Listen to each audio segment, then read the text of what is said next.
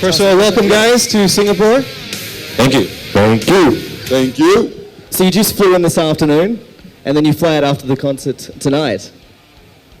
Kind of. Kind of. Secretly. Pretty much. Yeah. What can we expect tonight, James? Metallica is playing. I think. I've heard. And Anvil is playing. Yeah. Who we know from way back, which is awesome. Yeah, absolutely.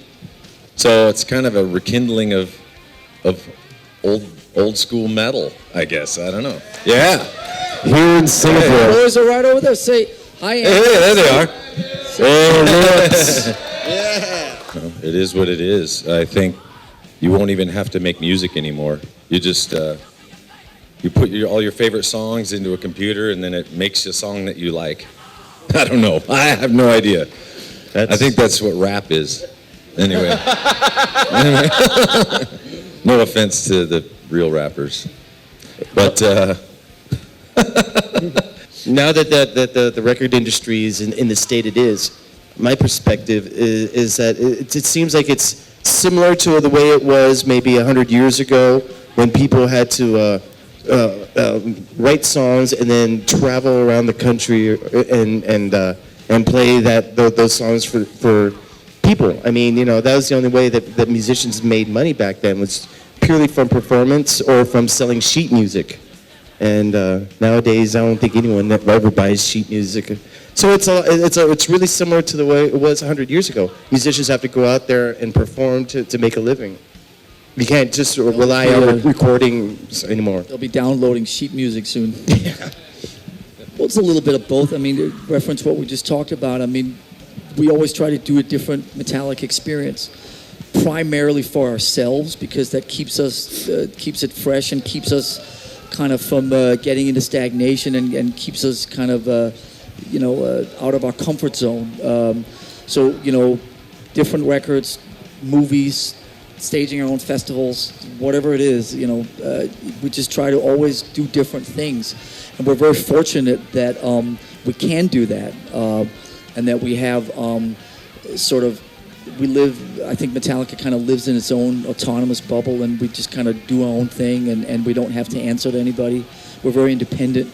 We now even do our own recordings and and websites and all this type of stuff. So it's a great place to be. So you try to just sort of stay as relevant as you can, but you also don't want to, as long as it's pure and as long as it's honest and as long as it's not contrived, that you're just reinventing yourself to reinvent yourself.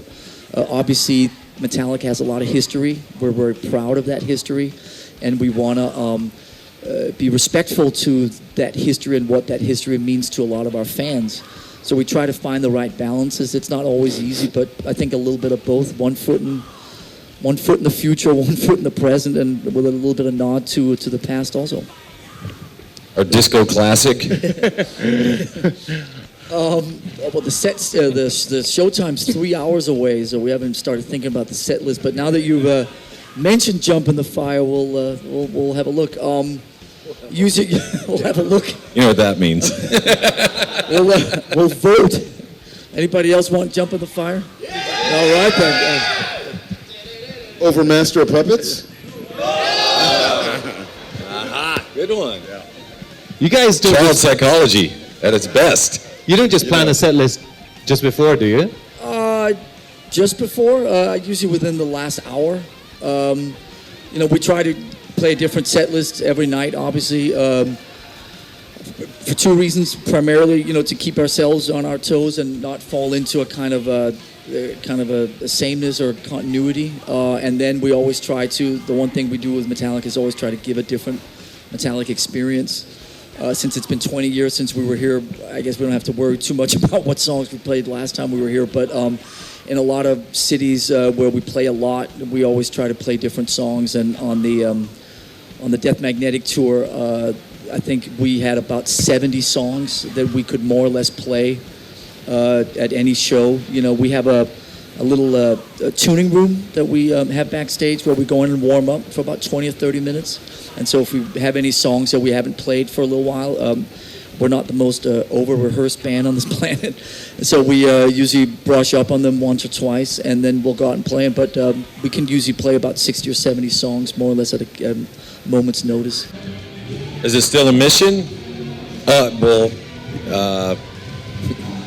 We do change it on stage, saying that you're Metallica. So it's like the fans are. Really, you know, we're four grown men who never knew we'd make it, you know, past 30, you know, at this thing. And we're some of us are 50, others aren't yet. But we'll do this until we don't want to do it anymore. It's as simple as that, you know. There's no use not doing something your heart is not in. But for us, we love what we do, and we're blessed that way.